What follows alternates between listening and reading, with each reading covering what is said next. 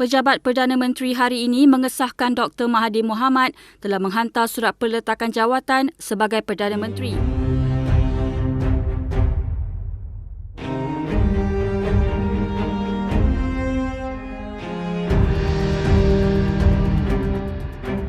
Baru-baru ini, Malaysia telah digemparkan dengan pertukaran kerajaan di mana Pakatan Harapan telah digantikan oleh Pakatan Nasional, seterusnya membawa kepada pertukaran keseluruhan jentera kerajaan, termasuklah pelantikan Perdana Menteri kita yang baharu iaitu Tan Sri Muhyiddin Yassin telah dilantik sebagai Perdana Menteri Malaysia yang baharu atas perkenan Seri Paduka Baginda Yang di-Pertuan Agong, menggantikan Tun Dr. Mahathir Mohamad setelah beliau meletak jawatan pada 24 Februari 2020.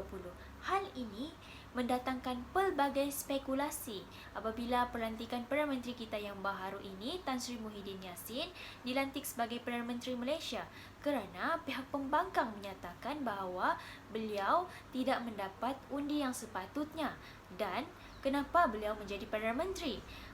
Seterusnya, pihak pembangkang menyatakan beliau sebagai Menteri Pintu Belakang.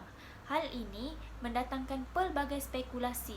Namun, saya sedikit tidak berkenan dengan sikap sesetengah pihak pembangkang yang menyatakan rasa marah, rasa tidak puas hati, rasa tidak adil atas pelantikan Tan Sri Muhyiddin Yassin ini di media sosial.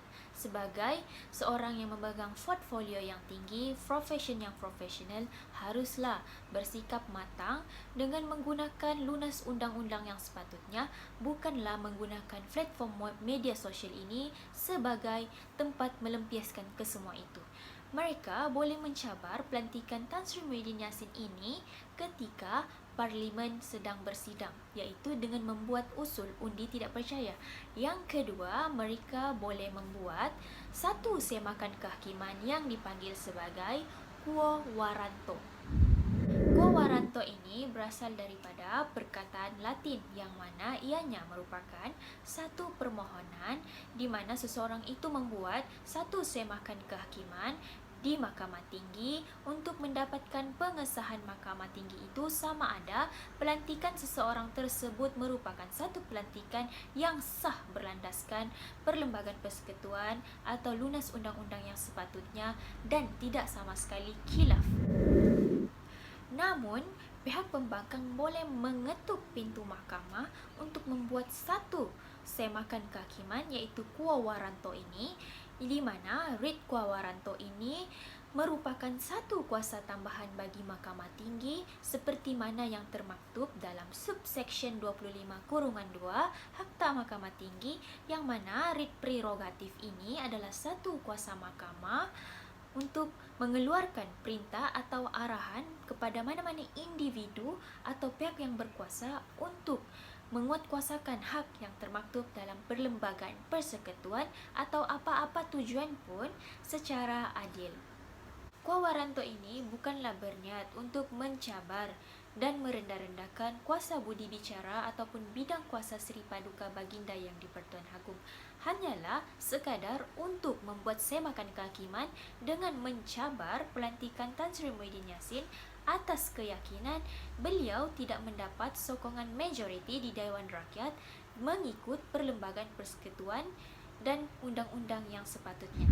Writ Quo Warranto ini bukanlah sesuatu yang janggal dibuat di Mahkamah Tinggi untuk mencabar pelantikan penjawat awam.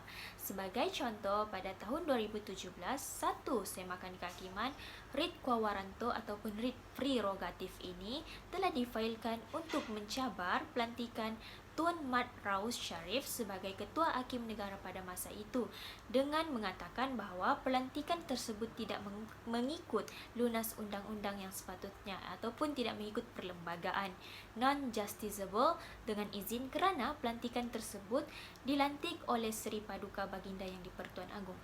Namun, writ Quo Warranto ini masih berpeluang digunakan kerana situasi pelantikan Ketua Hakim Negara ini dan pelantikan Perdana Menteri kita itu adalah situasi yang berbeza, mengikut dua situasi yang berbeza, iaitu pertama, situasi perlantikan berasaskan politik dan kedua, perlantikan yang tidak berasaskan politik dengan menggunakan lunas undang-undang atau perlembagaan kita.